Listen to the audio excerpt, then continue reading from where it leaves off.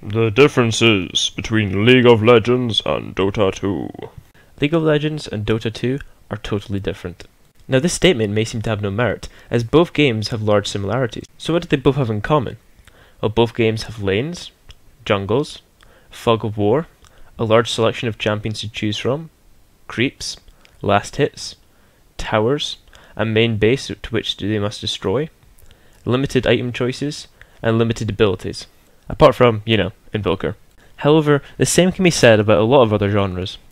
For example, Quake and Ghost Recon both have men with guns, but they're both completely different playstyles, and both wouldn't be played by totally different sets of people. So, before I start, I'm assuming that you have some knowledge about one or both of the games, because I'm going to be working on that assumption with a lot of my metaphors, comparisons, and analogies, and don't want to have to be going through what the basics of MOBA, or even just League of Legends and Dota is. League of Legends has summoner spells. This comes from the lore where summoners control the champions in the field, and can provide them with spells to aid them. This allows for a choice of extra utility straight out the gate. You can choose to have stronger 1v1ing ability, chasing ability, or the ability to cleanse CC effects. CC meaning crowd control such as stuns, silences, slows, blinds, snares, etc. This means that the laning phase for League of Legends is much safer, as you have an escape if you lack it, and ways to disengage or engage your opponent. These are all picked before the match starts and cannot be changed once you're in game. League of Legends also has runes and masteries. Masteries are again unique to League of Legends, and they are just skill trees that can be edited during champion select. They offer up to 30 points to put into offensive, defensive, and utility trees.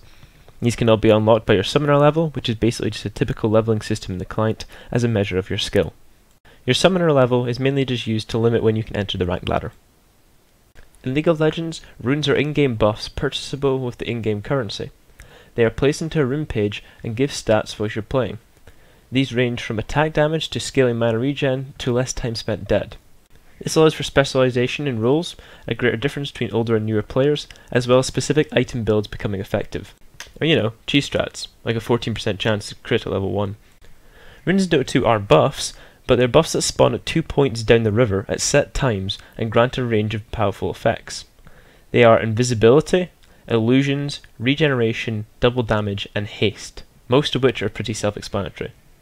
These runes allow for powerful ganks to be made by the mid laner or by anyone who manages to pick up the runes, as invisibility and the ability to hit the maximum movement speed for a long duration is pretty crazy when it comes to ganking. I've already touched on CC, the abbreviation for crowd control. Crowd control basically just means disables, or any way to hinder your opponent. They are quite similar across the board, but there are two main differences that stand out in my eyes. In Dota 2, you have spell immunity and ghost or ethereal form. Ghost and ethereal form are both the same thing, but the terms are often interchanged. Spell immunity prevents your champion from being affected by certain spells. Obviously for a melee carry this is quite important, as it means you cannot be stunned or slowed during the time of combat. Ghost form is very different. It makes you immune to all physical damage, but amplifies all magic damage done to you, whilst also slowing your movement speed.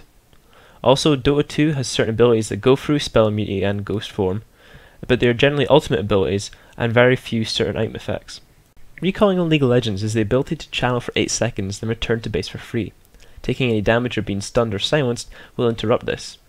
Dota 2 does not have this, but instead has teleport scrolls or town portal scrolls.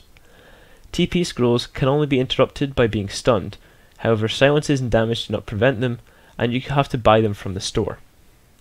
TP scrolls can take you to any allied structure, and is very similar to the League of Legends summoner spell Teleport. However, more similar are the teleport shoes in Dota 2, which allow you to teleport to any allied creep or structure, not just structures. Mentioning all this map movement, in Dota 2 it's possible to play a game without actually returning to base. This is because you can purchase items in the shop before you get back, as well as the fact there are secret shops at various points of the map that sell specialist items. Dota 2 also has the COURIER, which is a small helper that means you can send the items you purchase from the base out to yourself. Another major difference is that dying in League of Legends loses you time only. You can buy when you're dead and you can still gain experience and gold. You just can't go out into the lane. The enemy does of course gain gold from this, but in Dota 2 you also lose gold for dying.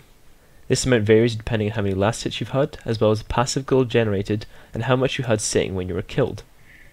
This is why in Dota 2 it's worth spending your gold before you die to prevent losing more gold, and you can spend your gold at any point whilst alive, however you can't spend it while you're dead. Dota 2 also has buybacks, which means you can spend a large amount of gold, dependent on your level, to bring yourself back to life to avoid the respawn timer.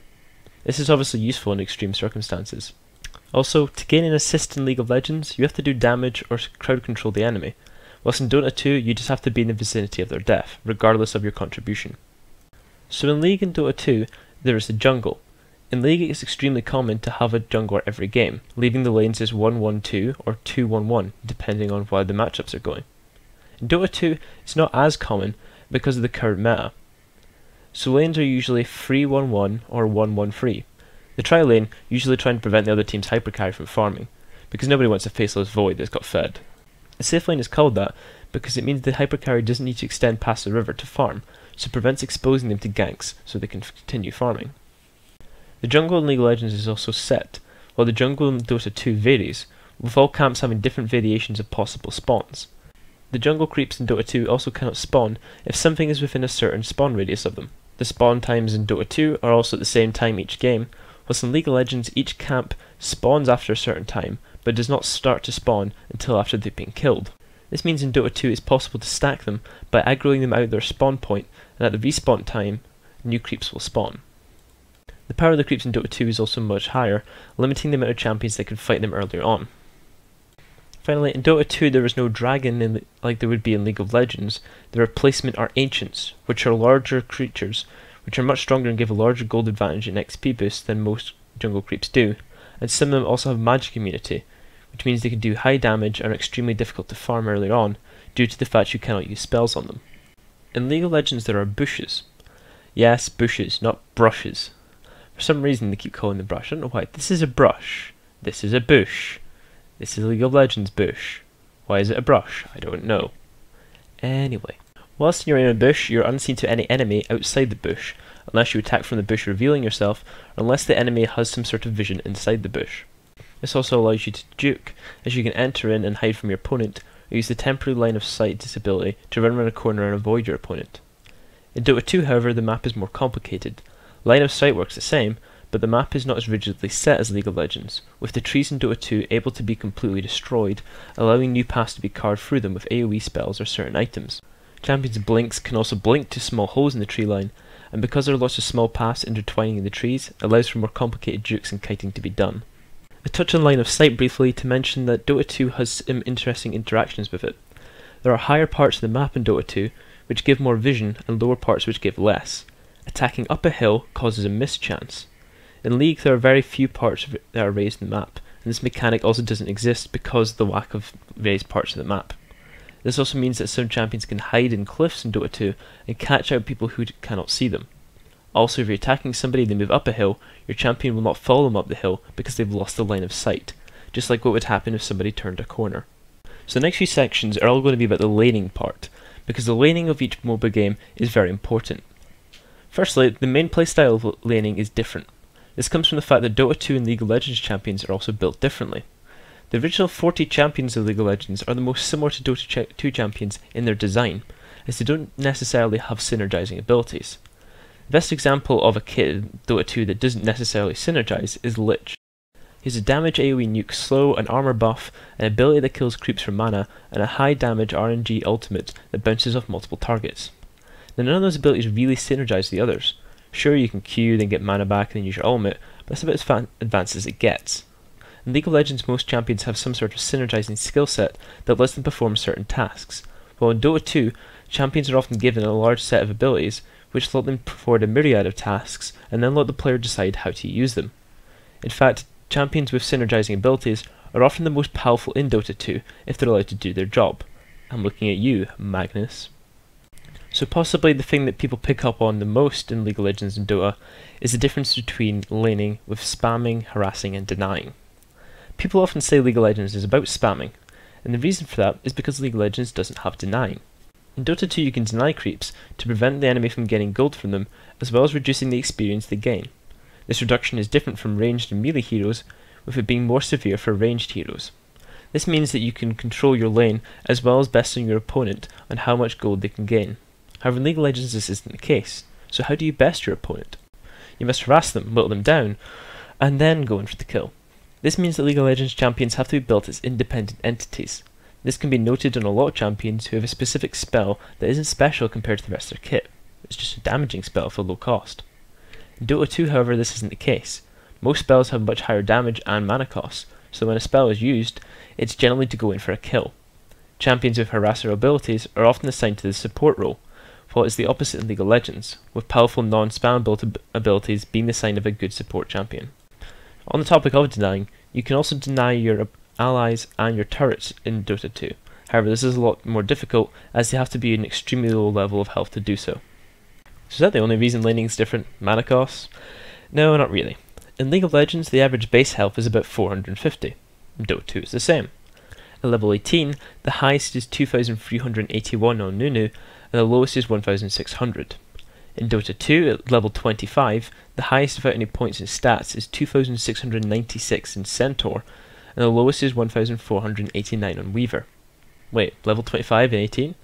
Well yeah, as it is, each champion in Dota 2 can get to level 25, the final levels only being able to level stats. In League of Legends it's 18, where all abilities are maxed at 5, and the ultimate at 3. All Dota 2 abilities cap at 4 and 3 retrospectively. So what does this have to do with anything?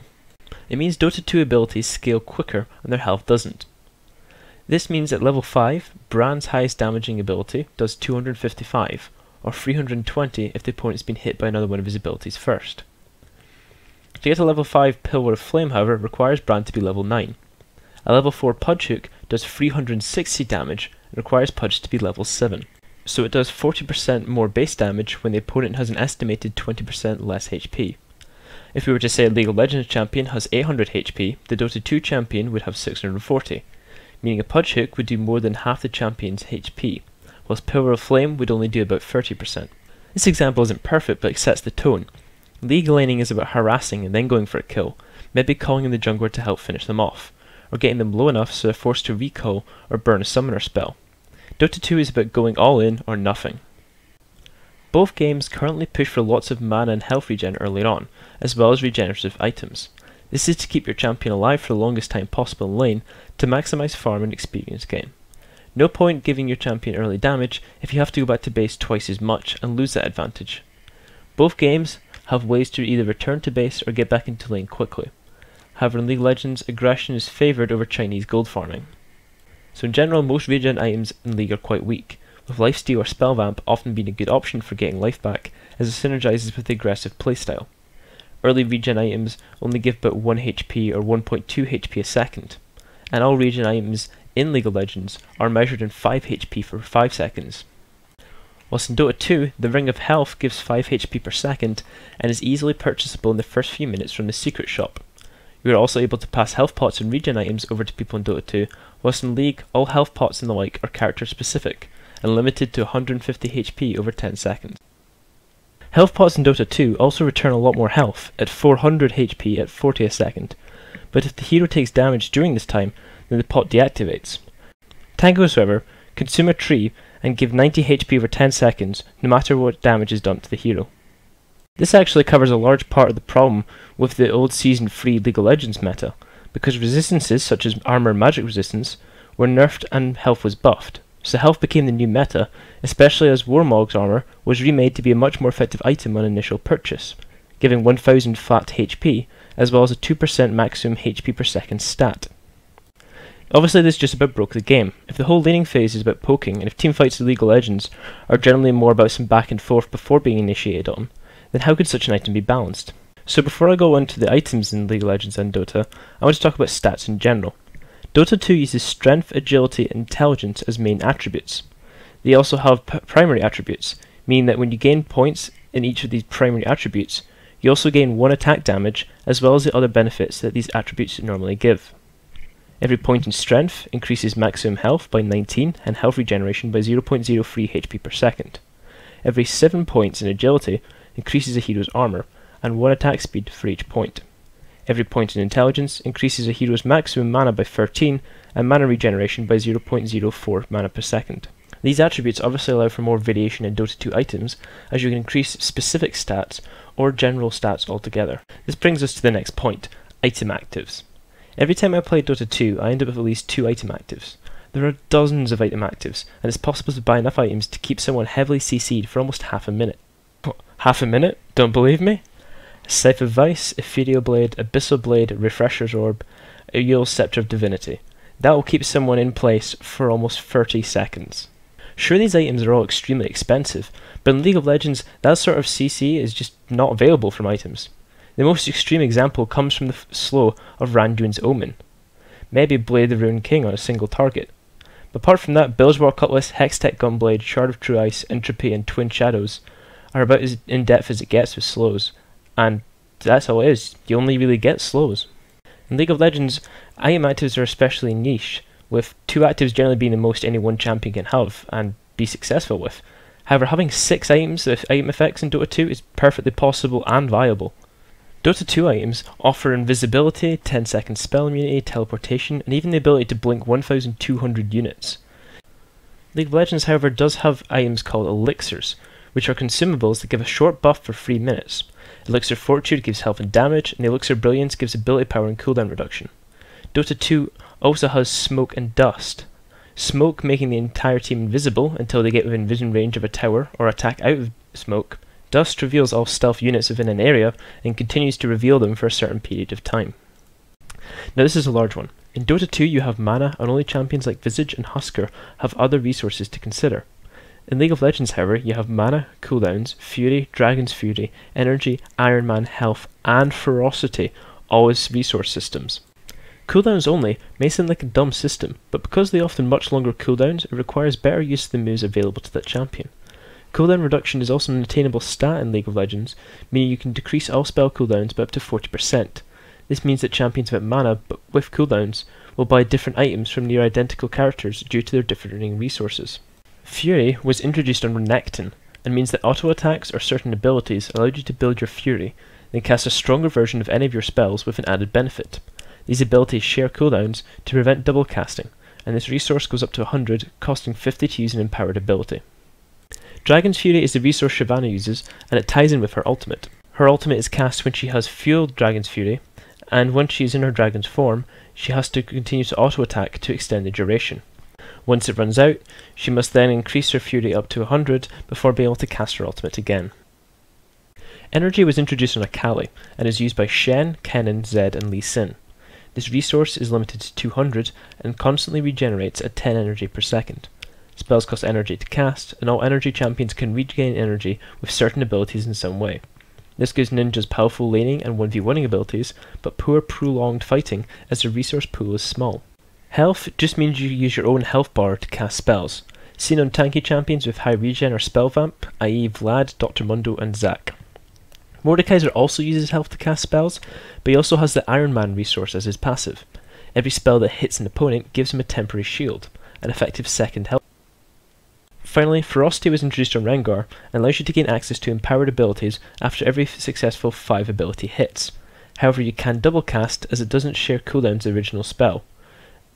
Dota 2 has lore for each of the heroes, as well as hints and connections between several of the other heroes. It also has a setup lore for the existence of the Radiant and Dire, as well as the Ancients.